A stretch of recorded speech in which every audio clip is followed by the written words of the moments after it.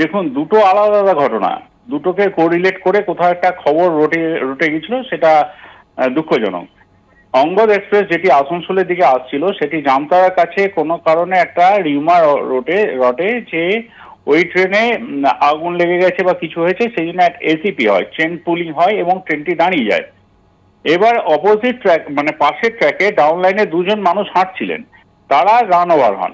তো it is not related at all. দুটো ঘটনাকে মিলেমিশে একটা রটে গেছে যে এই অঙ্গদ এক্সপ্রেসের মানুষজন ওখানে রান ওভার হয়েছে। নো, অনলি দুজন মানুষের রান ওভার হয়েছে, তারা অন্য লাইন দিয়ে হাঁটছিলেন। পাশের যে ট্র্যাক, সেই ট্র্যাকে একটি ট্রেন আসে লোকাল উল্টো ডিরেকশনে এবং তারা রান ওভার হয়ে যায়। আমরা রেলওয়ে তরফ থেকে একটি 3 মেম্বার কমিটি গঠন করেছি যারা এটা এনকোয়ারি করবে।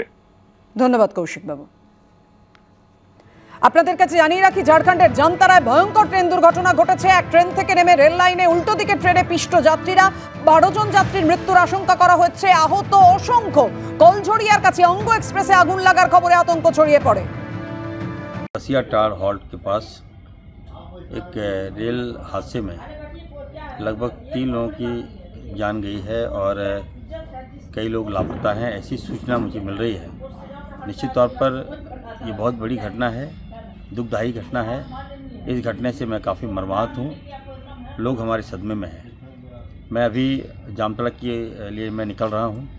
मैंने जैसे ही मुझे मालूम चला, मैं तुरंत जिला प्रशासन और रेलवे प्रशासन से मेरी वार्ता हुई और मैंने युद्ध स्तर पर वहाँ पर काम करने को कहा है, मदद करने के लिए कहा है। घटना घटी, क्यों घटी, कैसे घटी, किसकी लापरवाही है, इसकी जांच करने का भी मैंने निर्देश दिया है।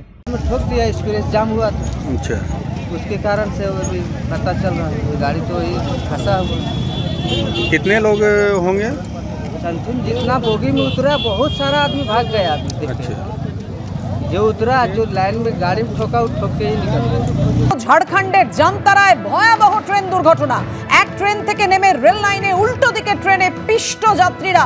যে খবর পাওয়া যাচ্ছে, ট্রেনের ধাক্কায় 12 যাত্রীর মৃত্যুর আশঙ্কা করা হচ্ছে, আহত অসংখ্য।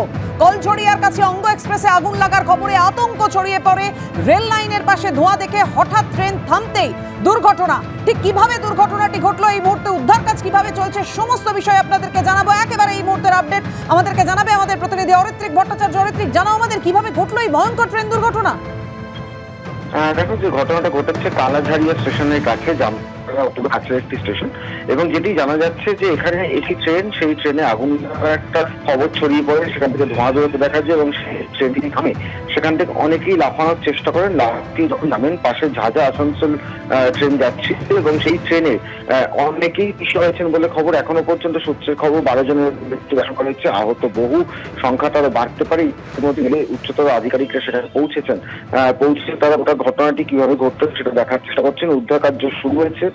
যারা ট্রেনের ধাক্কা আহত হয়েছেন বা যাদের মৃত্যু হয়েছে তাদেরকে ট্র্যাক সহ বা হাসপাতালে পাঠানোর ব্যবস্থা সেগুলো করা হচ্ছে, কিন্তু এখনো পর্যন্ত নির্দিষ্টভাবে সংখ্যাটা নিশ্চিত নয়। তবে সেই সংখ্যাটা 12 অথবা বেশি হতে পারে, এমনটি আশঙ্কা করা হচ্ছে।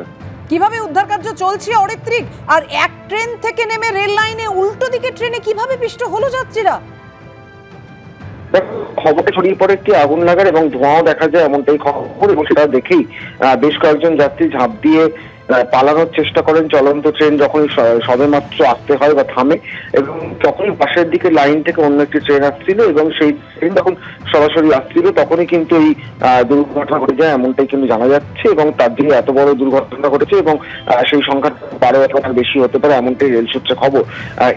মধ্যেই উদ্ধারকারী দল সেখানে পৌঁছেছে, রেলের উচ্চতর আধিকারিকরা সেখানে পৌঁছেছেন। তবে ঘটনার যে অভিঘাত, তাতে উদ্ধার কার্য শেষ করতে বেশ কিছুটা সময় লাগবে, এমনটাই মনে করা হচ্ছে।